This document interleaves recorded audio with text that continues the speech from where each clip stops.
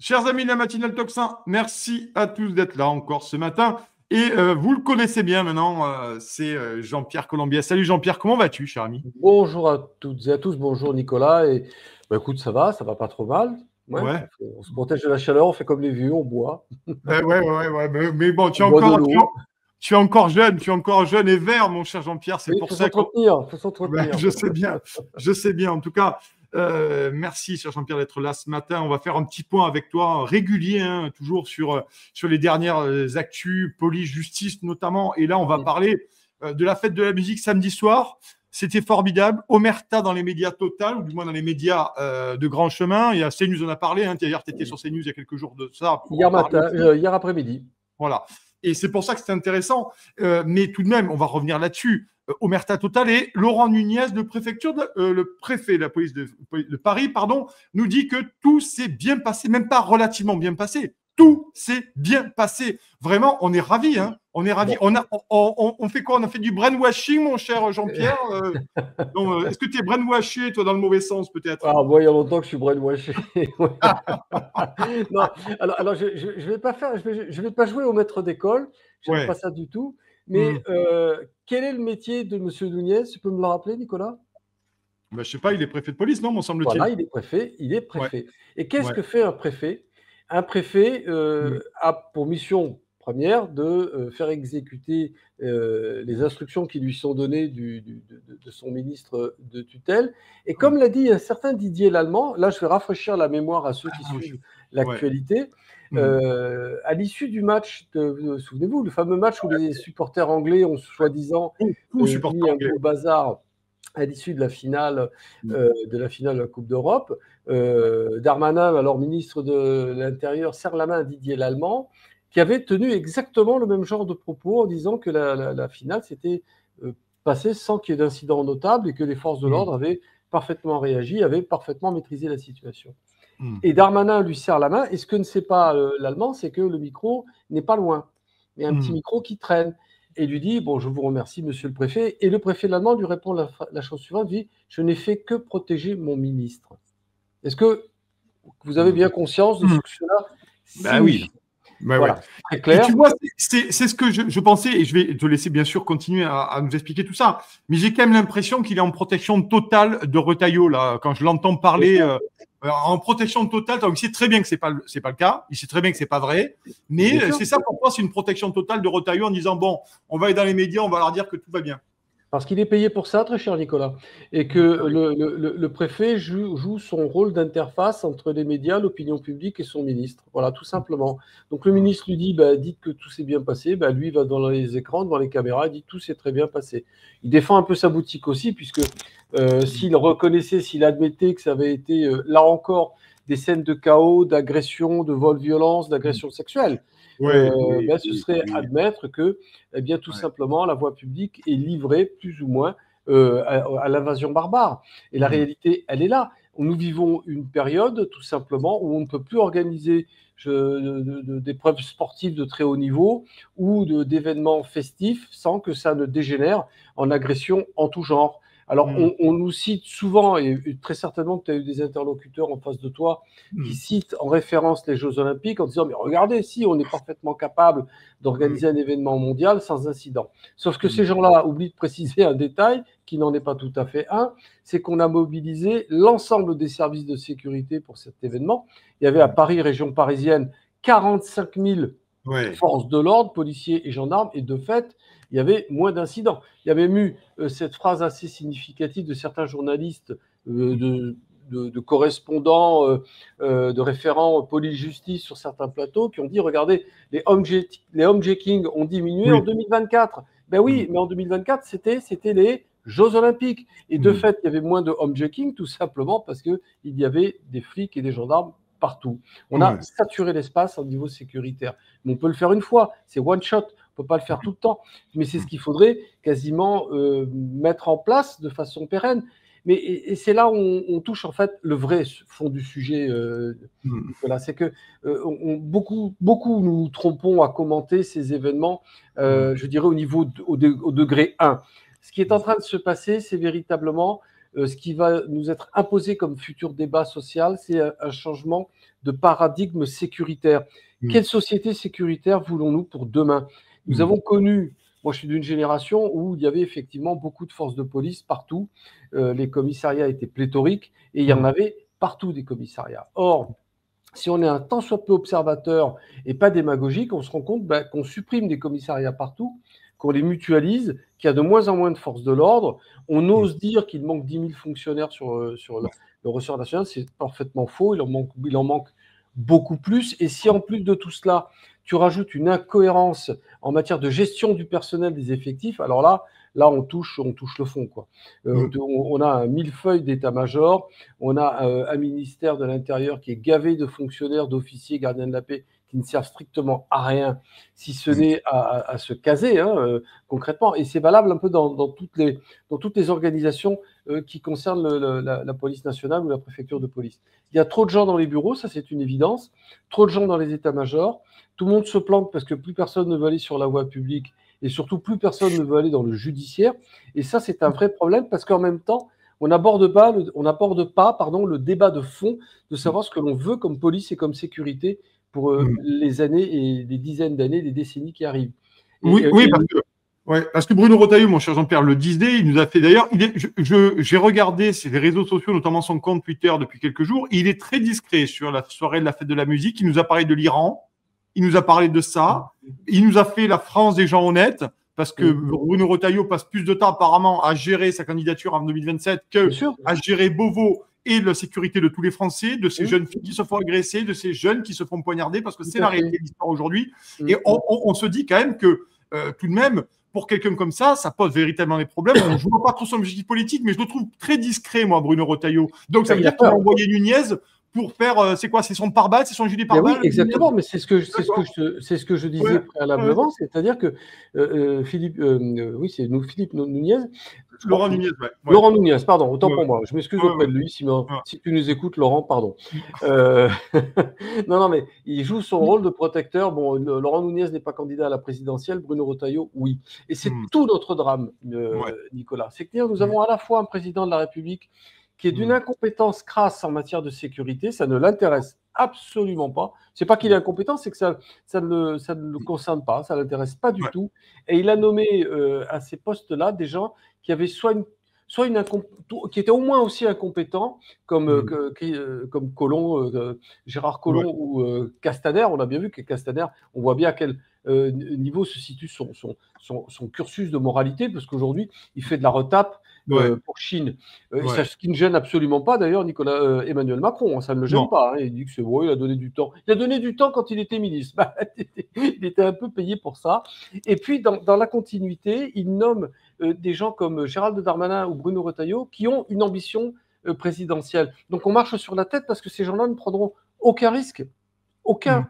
Donc, ils ne chercheront pendant les mois qui arrivent qu'à se défausser, qu'à se préserver, en attendant, à mon avis, ce qu'ils souhaitent qu'il se produise assez rapidement, c'est-à-dire que le gouvernement Bayrou saute, ce qui est très probable dans les mois peut-être qui s'annoncent. Donc, chacun attend de pouvoir manger à la gamelle du pouvoir et tout le monde se défausse sur les uns sur les autres. Retailleau, il a compris que le fusible, ce serait Nunez. Nunez, de toute façon, il risque rien. Il va jamais déchoir. Il a touché le Graal, il est préfet de police. Il a tout à fait les capacités d'être secrétaire d'État. Il a déjà été, d'ailleurs. C'est lui qui faisait marcher le ministère de l'Intérieur avec Castaner. Tout le monde le sait. C'était son tuteur. Hein. C'était son tuteur. Son maître de stage, c'était son maître de stage. Hein. Non, mais complètement. Je veux dire, Laurent Nunez est quelqu'un qui serait tout à fait capable d'être ministre de l'Intérieur, par exemple. Non, mais moi je raisonne par... Il faut aller jusqu'au bout du concept. À la limite, il faudrait virer Retailleau, qui est juste un politicien qui a maintenant une ambition clairement affichée. Il faudrait être neuneux pour ne pas le concevoir et mettre Laurent Nunez ministre de l'Intérieur. Et puis voilà, les choses sont claires. On met un techno dans ce ministère qui a besoin de quelqu'un qui connaisse à peu près, qui connaisse très bien la boutique même. C'est quelqu'un de très intelligent, Laurent Nunez, mais qui est aussi, malgré tout, qui est dans son rôle de protecteur de l'État. Mais il faut en revenir à ce qui se passe sur le terrain aujourd'hui quand même. Nous vivons une situation d'ensauvagement total, de violence totalement désinhibée, totalement décomplexée. On ne fait plus peur à personne. La police n'impressionne personne. La justice encore moins. Ce qui est très révélateur pour comprendre. Si, les honnêtes gens, mon cher Jean-Pierre, les honnêtes gens. Ah ben, les Voilà. honnêtes gens subissent Qui la s'arrêtent au délinquance contrôle des deux. routier, qui payent leurs amendes, Tout à qui fait, vont aux convocations quand ils sont au tribunal, malheureusement pour eux. tout à Si, fait. ceux-là, ils en ont Le peur des citoyen gendarmes. honnête, Oui, c'est vraiment oui, l'agneau sacrificiel. Il ouais. vit sous la terreur et la dictature d'un gouvernement, comme l'a dit Édouard Philippe, qui se permet tout, parce qu'il a quand même eu le culot de dire que toutes les réformes les plus dégueulasses étaient passées crème. Et Ouais. puis sur la dictature des délinquants qui, eux, n'hésiteront pas à sortir des couteaux ou à frapper ou à commettre des violences. Bon, et il n'y a pas de solution à ça. C'est ça qui est dramatique. Il n'y a pas de solution à ça. On ne voit pas comment s'en sortir, si ce n'est avoir un jour, à un moment donné, enfin quelqu'un peut-être d'intelligent qui aura surtout le souci de l'intérêt général, de mettre à plat le problème. Il faut vraiment que la définition de la police de demain soit apportée, et très vite, parce que ce qui se passe sur le terrain, c'est des situations de chaos qui ressemblent très étrangement à des formes de... Retailleau avait dit mexicanisation, moi je dis libanisation. Ouais. Pourquoi je dis ça? Parce que au Liban, dans les années 80, fin des années 70-80, lorsque l'État avait explosé, il n'y avait plus de structure d'État, ce sont des milices communautaires qui avaient pris le contrôle des quartiers. Nous allons droit vers ça. On va être clair, hein, nous allons droit vers ça. C'est-à-dire qu'à un moment donné, il n'y a plus de commissariat dans certaines bourgades, dans certaines communes très excentrées, parce qu'on a parlé hier sur le plateau de CNews de certaines communes du Vaucluse, mais on aurait très bien pu parler d'énormément de communes de l'ouest de la France qui n'avaient jamais connu ni Ouais. délinquance ni violence, et tout à coup, ils en connaissent. Mais ils en connaissent tout simplement parce qu'il n'y a plus de présence de l'État. Donc, à un moment donné, par contre, il y aura un point de rupture, il va y avoir un point de rupture où les communautés des honnêtes gens, justement, ou peut-être pas d'honnêtes gens, mais en tout cas, les groupes communautaires vont se rassembler, vont s'armer et vont se défendre. Et on reviendra à la prévision de Gérard Collomb qui disait nous risquons d'être les uns contre les autres. Et c'est pas une vue de l'esprit, c'est une réalité à terme, parce qu'on ne peut pas continuer avec un État qui est en déliquescence. C'est juste pas possible. Plus personne n'a peur de rien. La justice n'est plus visible. Et j'ai remis les pendules à l'heure hier sur le plateau de CNews quand on a dit la justice ne fait pas son travail. J'ai dit non, il ne faut pas dire ça. Il faut dire juste que le budget de la justice est l'équivalent du 25e budget européen, que la police est complètement déstructurée et explosée, avec la complicité des syndicats de police qui ne jouent pas leur rôle, et des hauts cadres de la fonction publique qui, eux aussi, dès qu'ils en ont l'opportunité, vont faire de la retape pour les privés. Et ça, c'est juste, ouais, c'est mortifère. C'est Ouais. mortifère. La plupart des anciens directeurs de la police nationale se reconvertissent soit dans des boîtes privées, soit font du conseil sécurité pour des groupes. Mais toujours dans le privé, bien évidemment. Bon, moi, je suis désolé, mais au niveau éthique, il y a un problème. Il y a un vrai problème. Oui, en plus, il y a un deux poids de mesure. Je répète toujours ça, mais quand Retailleau était là, il est toujours là d'ailleurs, lorsque les agriculteurs, la coordination rurale ont tenté de venir à Paris, ils ont été littéralement encerclés. Je le rappelle à chaque fois. Donc, à un moment donné, ces gens veulent taper, ils tapent. Quand ils veulent contraindre, ils contraignent. Quand ils veulent amender, ils amendent. Quand il faut sortir les centaures, ils les sortent. On les a pas vus, les centaures, après le match du PSG. On les a pas vus, les centaures, fait de la musique. Par contre, Retailleau, il parle beaucoup. Mais les agriculteurs, il les a bien enclavés dans une grange. Il les a littéralement vitrifiés en termes d'entrave à la circulation. C'est quand même un petit scandale pour Retailleau, je trouve. Mais oui, mais parce que ce sont ce qu'on appelait, ce qu'on disait tout à l'heure, le qualificatif qu'on avait, ce sont des honnêtes gens. Le problème, c'est que si tu fais ça, si on développe, je dirais, des services d'ordre dignes de ce nom que nous avons, hein, on peut très bien établir l'ordre dans les cités, ou on peut s'attaquer au banditisme. Hein, c'est pas un problème. Mais ça peut baver. Et j'emploie volontairement ce mot. Ça peut déraper. Il peut y avoir des blessures ou des morts d'hommes. Et là, on sait qu'à ce niveau-là, on va se retrouver dans un contexte, dans un phénomène Naël. C'est-à-dire qu'on risque d'avoir des explosions urbaines partout sur le territoire national. Et comme on a un pouvoir politique qui a les deux pieds dans le même sabot, ils n'assumeront pas un rétablissement de l'ordre tel qu'il devrait être. C'est-à-dire que quand on est face à des bandes de barbares, mais qu'on connaît depuis longtemps, on avait eu le cas en 98 déjà pendant la Coupe du Monde à Marseille. Le centre-ville de Marseille avait été littéralement pillé, mis à sac par des bandes de voyous et même pas par des bandes de supporters parce que les supporters se cassaient la gueule allègrement sur le Vieux-Port. C'était des voyous qui étaient allés sur la rue Saint-Ferréol la piller. Et la grande réaction d'un certain Jean-Claude Gaudin avait été de dire cette phrase mémorable: les Marseillais ont défendu leur ville. Alors je ne sais pas de quel Marseillais il parle, parce que sur le Vieux-Port, c'était des supporters tunisiens et anglais qui se chamaillaient, comme dirait notre cher président, et puis les forces de police avaient mis de l'ordre là-dedans, mais pendant ce temps-là, les Marseillais auxquels faisait référence Jean-Claude Gaudin mettaient la ville à feu et à sang. et la mettait à sac. On risque d'avoir le même problème de façon démultipliée et de façon constante. Et il n'y a qu'un pouvoir politique fort et crédible qui pourrait inverser la tendance. Mais ce n'est pas avec un ministre de la Justice qui est là à annoncer déjà qu'il allait peut-être régler demain les problèmes qu'il n'a pas su régler pendant 7 ans où il était préalablement ministre de l'Intérieur.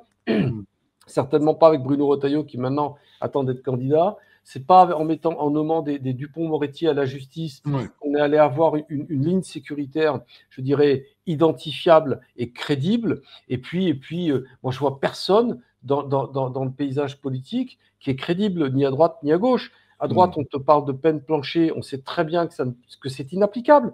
Nous avons les prisons les plus surpeuplées d'Europe. Donc, ce qui déjà contredit le discours de dire que la justice ne fait pas son boulot, justement, elle incarcère beaucoup. Nous avons juste des politiciens qui sont d'une incompétence crasse, je répète et j'insiste là-dessus. À minima, ce sont des incompétents. Au maximum, ce sont des gens qui sont corrompus dans leur mode de pensée. D'accord ? Alors, quand je dis corruption, comprenons-nous bien, je ne dis pas qu'ils touchent des enveloppes, je dis qu'ils sont corrompus par leur ambition personnelle qui leur empêche d'avoir le courage d'envisager et d'appliquer des mesures radicales qu'il faudrait mettre en place. On nous parle sans arrêt de places de prison qui vont être mises en place. Ça fait 10 ans qu'on nous en parle des places de prison. Et je dis 10 ans, je suis gentil. Je peux même dire 20 ans. Et puis on a un Nicolas Sarkozy qui vient pleurer sur tous les plateaux télé parce qu'on lui a enlevé sa breloque. Personne ne lui renvoie son propre bilan sécuritaire. C'est-à-dire suppression de la double peine, c'est-à-dire justement l'absence d'adéquation des places de prison en rapport avec l'augmentation de la population et l'aggravation de la délinquance. Personne ne lui rappelle l'alourdissement des procédures pénales auquel il a largement contribué en tant qu'ex-avocat. Enfin, je veux dire, c'est l'homme du double langage, mais il n'empêche pas que tout le monde pleurniche parce qu'on lui enlève sa légion d'honneur. Je trouve ça particulièrement indigne. Ouais, et c'est pour ça. Je voudrais qu'on en reparle parce que Retailleau, tout de même, ça pose une vraie question. Ce monsieur va faire son programme manifestement. Il commence déjà à le faire sur la France des honnêtes gens. Vous avez vu, chers amis, toutes ces affiches qu'il y a eu, qui ont pullulé sur les réseaux parce que monsieur fait sa campagne, bien entendu.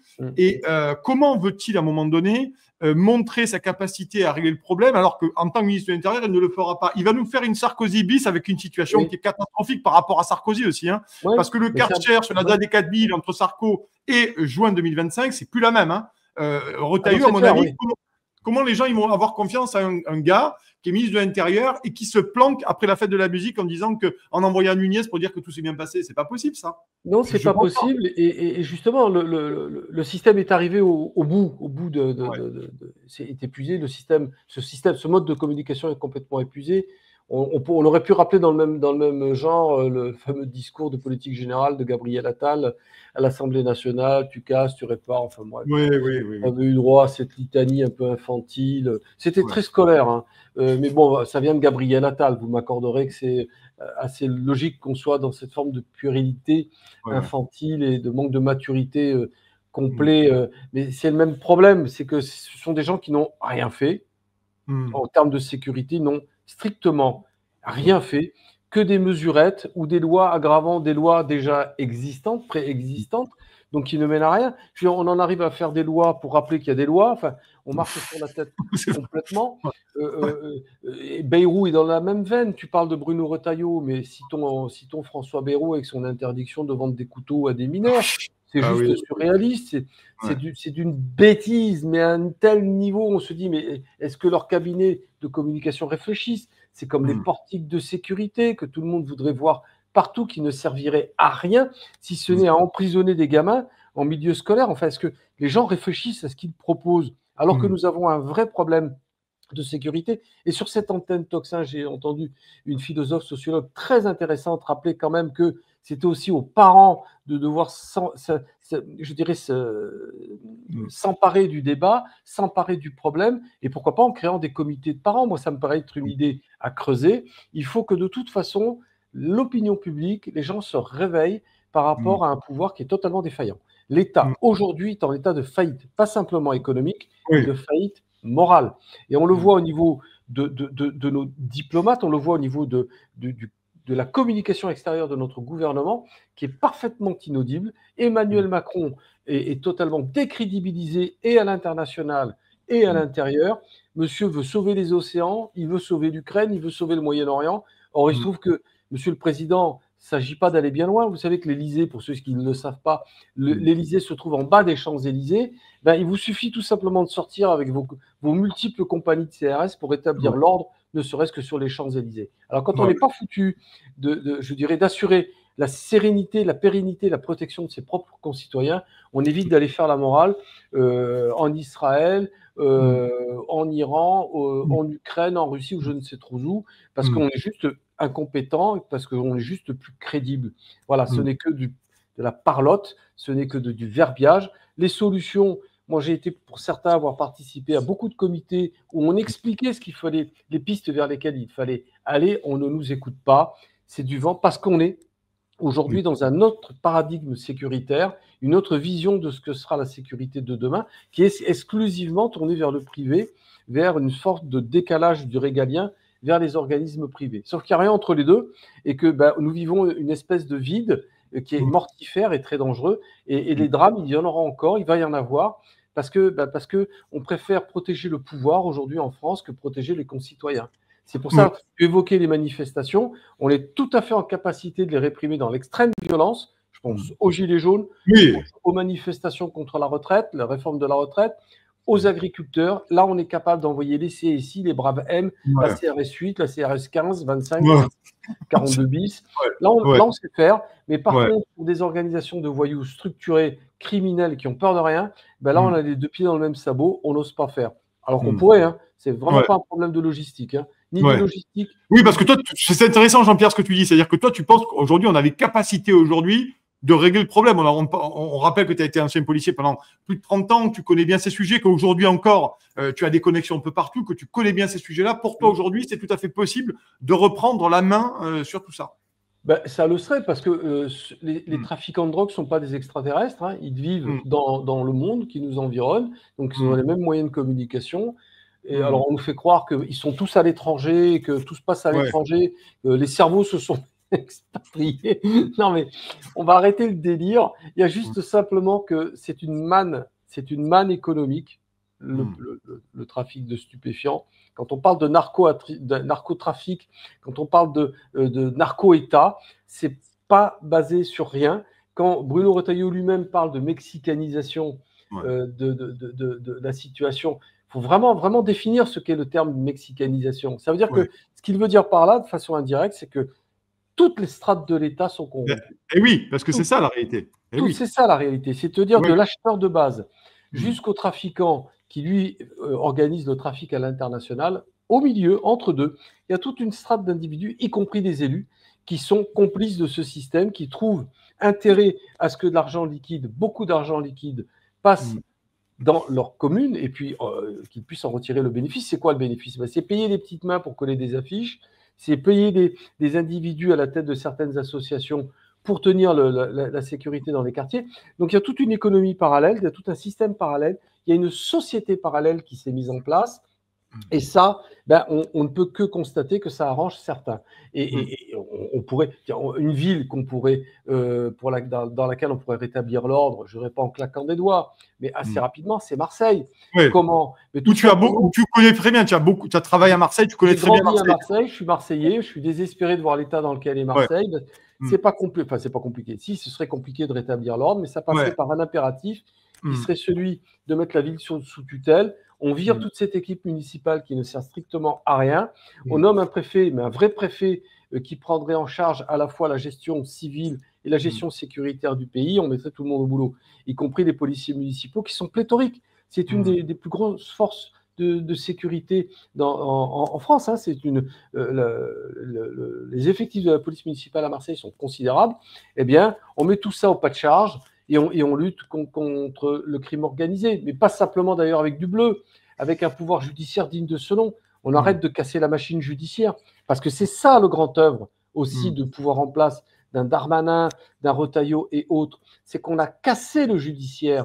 Nous recrutons des policiers à 5, 6 de moyenne. Nous avons des fonctionnaires OPJ qui ont une formation low cost.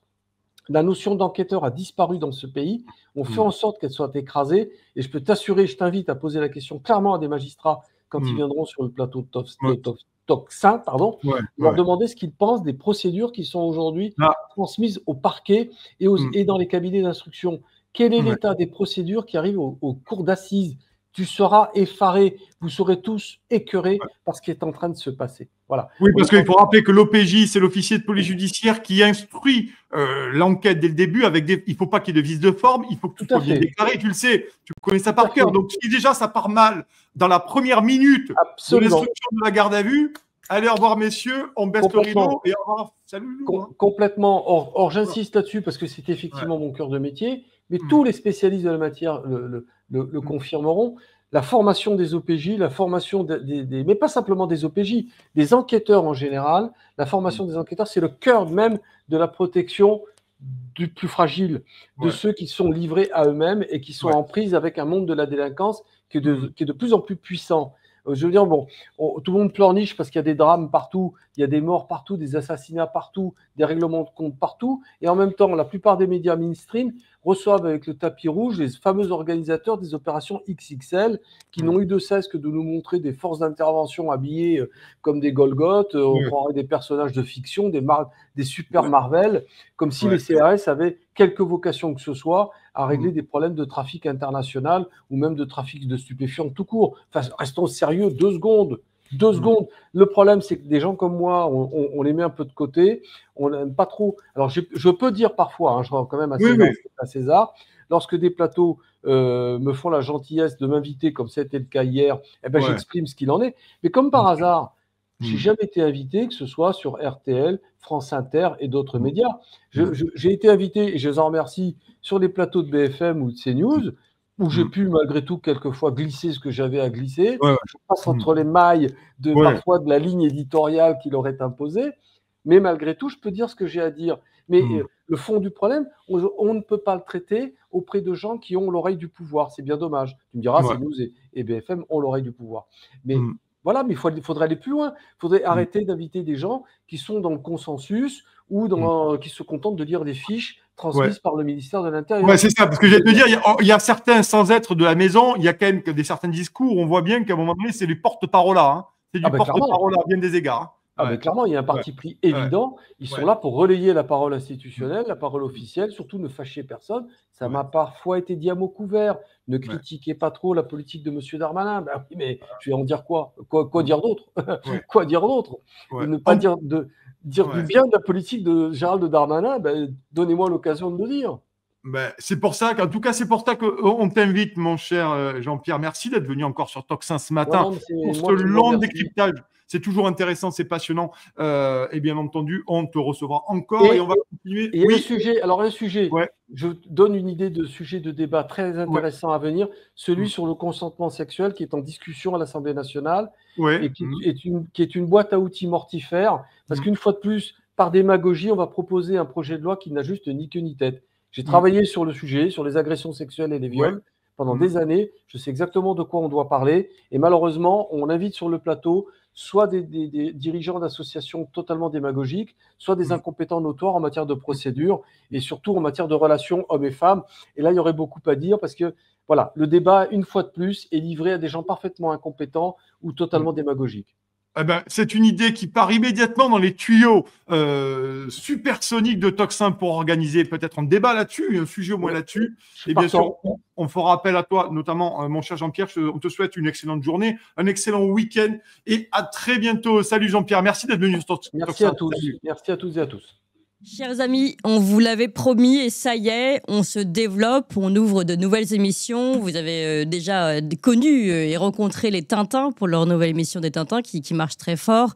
Évidemment, l'émission d'André Berkoff. Cette semaine sort une nouvelle émission scientifique où on va tenter de poser de véritables questions sur des débats scientifiques qui ne sont pas fermés, contrairement à ce que on veut nous faire croire.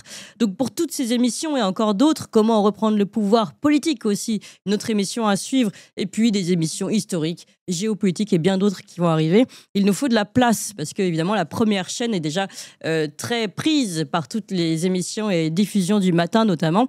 Donc il faut qu'on ouvre une nouvelle chaîne et il faut que vous suiviez le mouvement surtout et que vous ayez tout de suite vous abonner à la nouvelle chaîne. Il faut aussi en parler à tout le monde. On compte vraiment sur vous parce que si on veut ouvrir ces nouvelles émissions, il faut que vous suiviez le mouvement et vraiment que vous alliez vous abonner tout de suite à la nouvelle chaîne YouTube. C'est pas compliqué, c'est gratuit, ça se fait en 2 clics. On vous met tout de suite le lien là, pouf, il apparaît. Le lien, vous pouvez vous abonner. C'est Toxin Plus, c'est ça, la nouvelle chaîne YouTube Toxin Plus pour toutes les émissions de l'après-midi. Donc vous pouvez la trouver sur Toxin-Plus en lettres majuscules ou tout simplement on va vous mettre le lien et vous cliquez immédiatement. Je vous fais confiance. Allez-y tout de suite. 1, 2, 3, Toxin Plus, allez-y.